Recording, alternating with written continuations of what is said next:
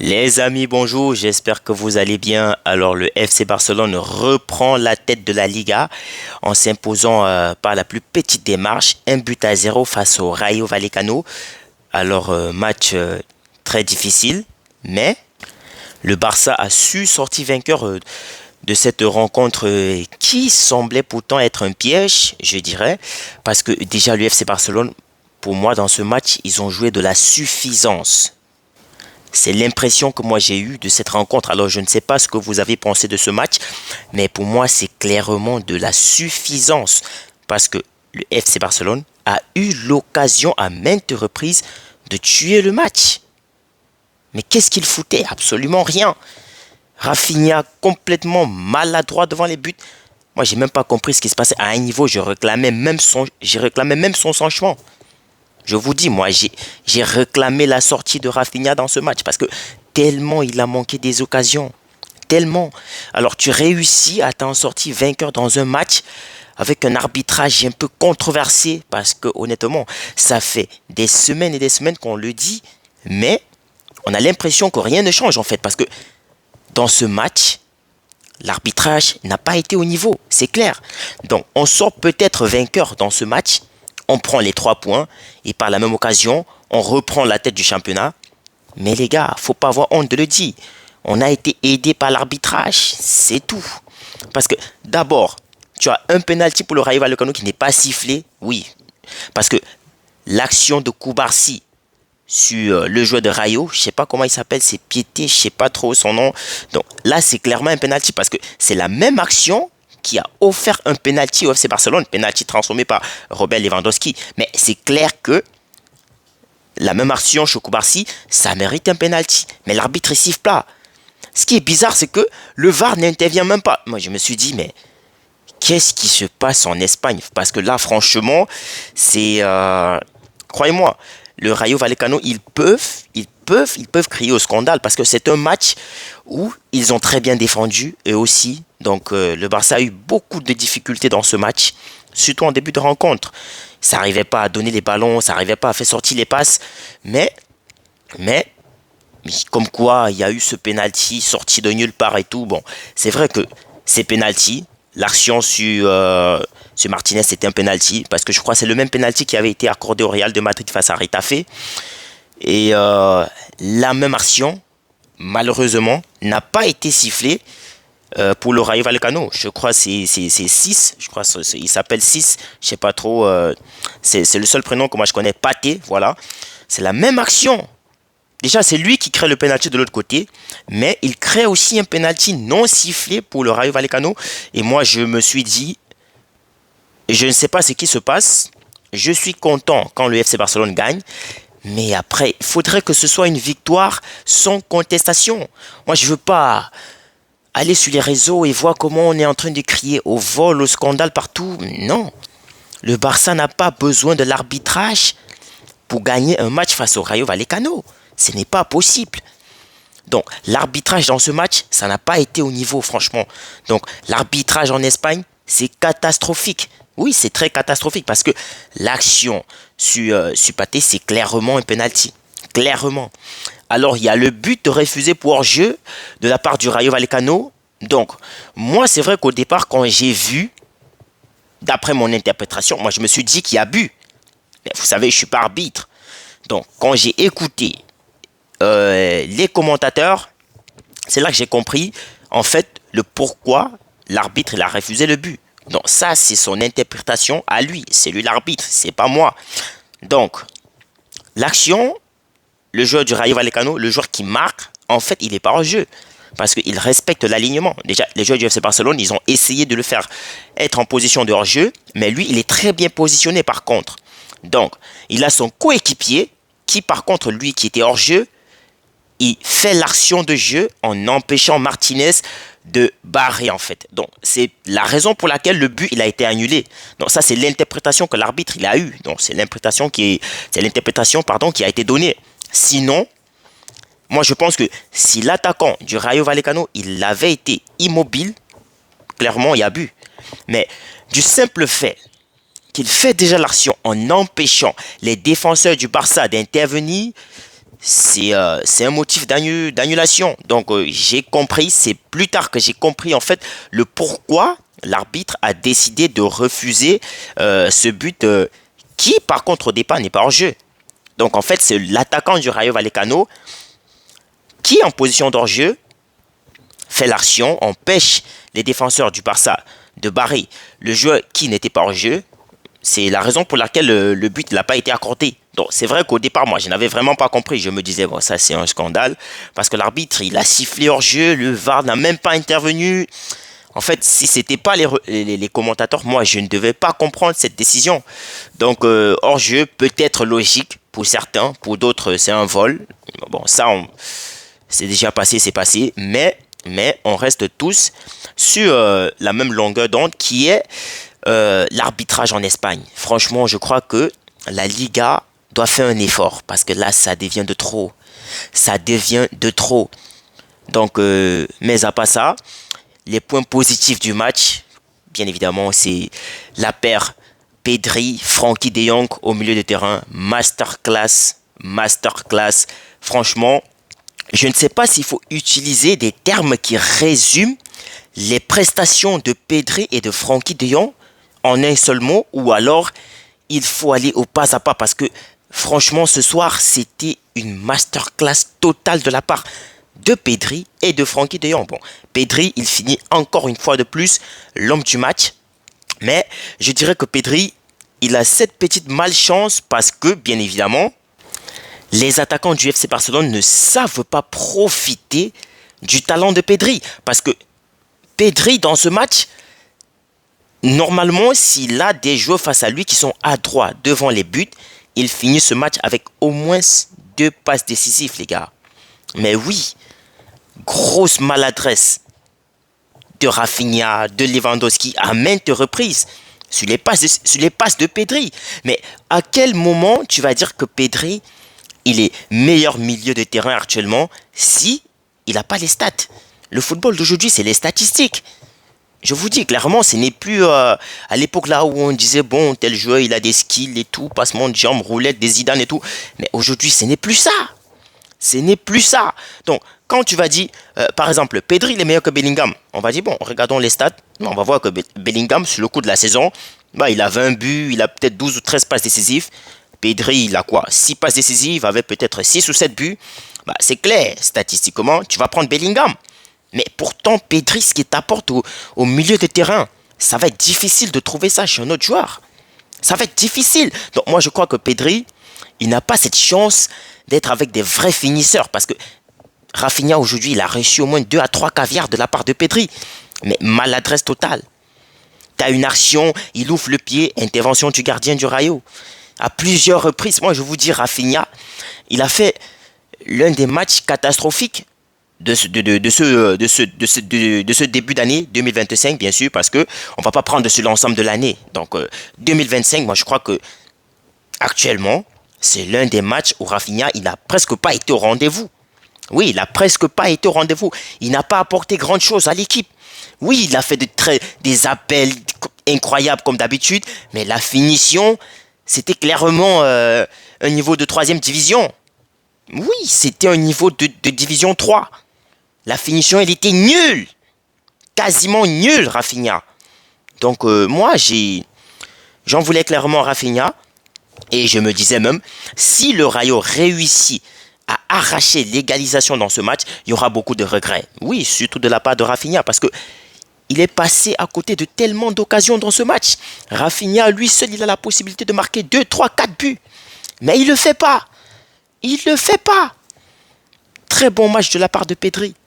Masterclass, il s'amuse au milieu des terrains, il prend le ballon, il fait des contrôles en l'air, je sais pas, le joueur du Rayo, il était même presque perdu. Le joueur du Rayo, il était perdu. Tellement il voit la balle, elle est en train de voler à contresens, il voit les petits pieds qui sont en train de contrôler un ballon dans les espaces, mais lui, t'avais l'impression qu'il savait même plus où il était. Donc Pedri, franchement, ce soir, il a été incroyable. Incroyable. Fini homme du match, une fois de plus. C'est pas surprenant de sa part. On sait que Pedri, c'est le talent avec un peu de magie. Donc, il va te sortir une masterclass à chaque fois. À chaque fois. Les interceptions, t'as Pedri qui rentre défendre. Franchement, c'était incroyable. Je ne vais même pas parler de Frenkie de Jong. Aujourd'hui, il a été presque le patron. Oui, parce que je vais dire presque, parce que après tu as Pedri à côté de toi. Frenkie de Jong, il a été un peu de partout. Les interceptions, les passes, l'ouverture. Franchement, c'était magnifique ce soir. C'était magnifique, agréable à voir. Frenkie de Jong et Pedri. Donc, pour ceux qui disaient que Casado, il devrait être titulaire devant Frenkie de Jong, les gars, je suis désolé pour vous. Franchement, là, on va pas s'entendre. Parce qu'un Frenkie de Jong qui est en pleine confiance en lui, franchement, Marc Casado, je crois qu'il va pour le moment se contempler de jouer les fins de match. C'est la seule chose. Parce que je ne vois pas comment tu vas mettre Frenkie de Jong sur le banc de touche alors que le gars il est à 100%. Ce n'est pas possible. Pour faire jouer Marc Casado, ce n'est pas possible les gars. Ce n'est pas possible. Donc Frenkie de Jong, très bon match. Vraiment très bon match de la part de Frenkie de Jong. Donc, Lewandowski buteur sur un penalty très bien tiré. Donc, mais à part ça, Lewandowski, c'est vrai qu'il a encore tenté 2-3 trucs qui n'ont presque pas abouti. Bon, qui n'ont pas abouti parce que le score est fini 1-0. Donc, à part ça, à part son but sur penalty, bon, il a essayé des trucs, mais ça n'a vraiment pas été au top. Donc, il s'est même fait remplacer par Ferran Torres. Mais j'ai eu l'impression que Lewandowski, il n'était pas content de sortir. Hein. Oui, parce qu'on l'a montré encore sur le banc de touche. Il s'en voulait. Hein. C'est sûr qu'il voulait encore. Mais bon, le point positif avec Lewandowski, c'est qu'il reste le meilleur buteur de la Liga avec 20 buts. Donc, actuellement, il devance Mbappé de 3 buts. Mais j'avoue que c'est très petit. Parce qu'Mbappé, il est capable d'attraper, je sais pas moi, une petite équipe là, il met un triplé. Donc là, il te rattrape directement. Donc Lewandowski, il va falloir encore faire plus. Voilà. Lamine Yamal, franchement, j'ai été un peu déçu. Déjà, ça va faire 10 journées en Liga que Lamine Yamal, il n'a pas marqué. C'est assez. C'est vrai que on va utiliser l'excuse. Ouais, c'est un gamin, il a 17 ans et tout. Ouais, les gars, mais à un niveau, ça suffit. Ça suffit. Yamal, c'est un très bon joueur. Techniquement, c'est difficile de défendre sur Lamine Yamal. Ça, c'est sûr, on l'a vu. Il n'a pas besoin de recevoir 10 ballons pour te faire un geste technique ou bien pour éliminer un joueur ou bien pour souiller un défenseur. Non, il n'a pas besoin. Un ballon et il fait le travail. Ça, c'est bien. Il a cette facilité à effacer les défenseurs. Il a aussi cette facilité à faire des très belles passes. Oui, mais au niveau de la finition, moi je pense qu'il y a du travail à faire. Il y a vraiment du travail à faire. Parce que si Yamal, il veut vraiment suivre les pas de Lionel Messi, bon c'est vrai qu'on sait qu'il va pas faire une carrière comme pour Messi. Ça aussi on le sait pas. On le sait pas. Mais je crois que Yamal, il doit commencer à travailler la finition. C'est un très bon joueur, oui, ça on ne le dit pas non.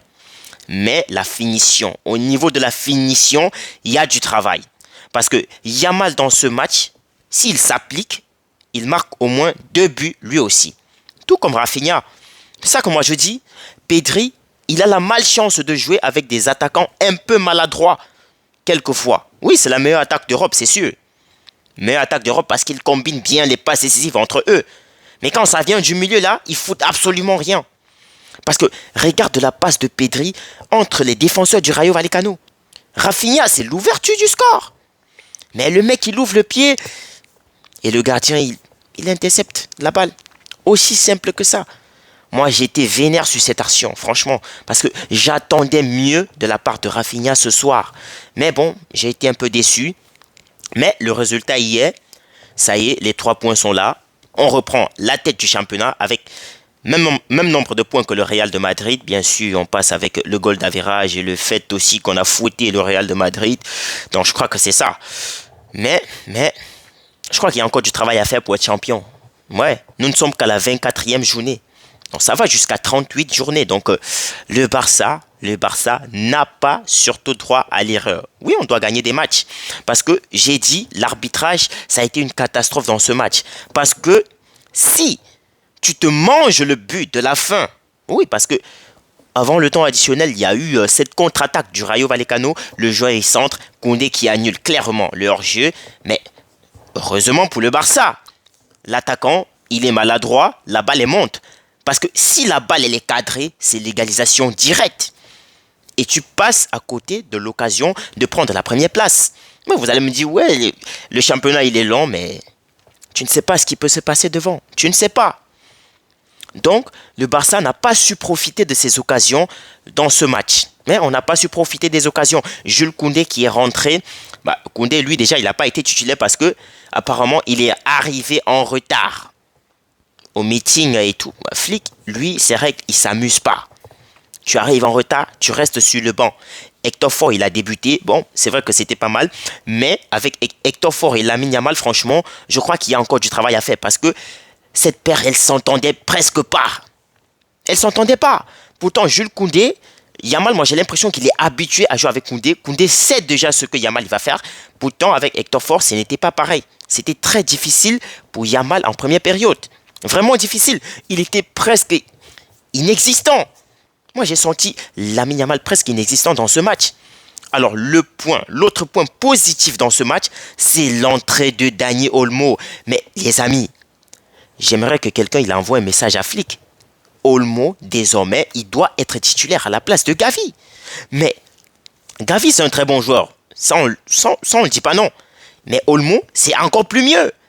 Parce qu'offensivement, mais regarde ce qu'Olmo fait. Regarde cette facilité à éliminer les défenseurs. C'est incroyable. Il a presque créé un penalty. C'était presque une occasion. C'était presque un penalty. Le mec, il a ce contrôle qu'il fait. Et c'est pas la première fois. Je crois qu'il avait déjà fait la saison passée à Leipzig. Et il avait marqué sur cette action-là. Je crois que c'était face au Bayern, si je dis pas de bêtises. Il a encore refait ce soir. C'était presque parfait. Olmo, franchement, moi je pense que depuis son retour de blessure, à chaque entrée de match, il nous montre quelque chose de spectaculaire. Et je pense que Flick va devoir titulariser Olmo les prochaines rencontres. Oui, obligatoire. Donc, moi je m'attends à voir un milieu composé de Frenkie de Jong, de Pedri et de Dani Olmo. C'est vrai que vous allez me dire qu'en 6, Casado, mais non, je suis désolé. Je suis désolé. Vraiment désolé. Koubarsi ce soir, ça fait aussi un très bon match. Très bon match. Mais Koubarsi, il peut te faire perdre ce match avec l'action de pénalty qui n'a pas été sifflée. Ça, c'est la chance pour lui.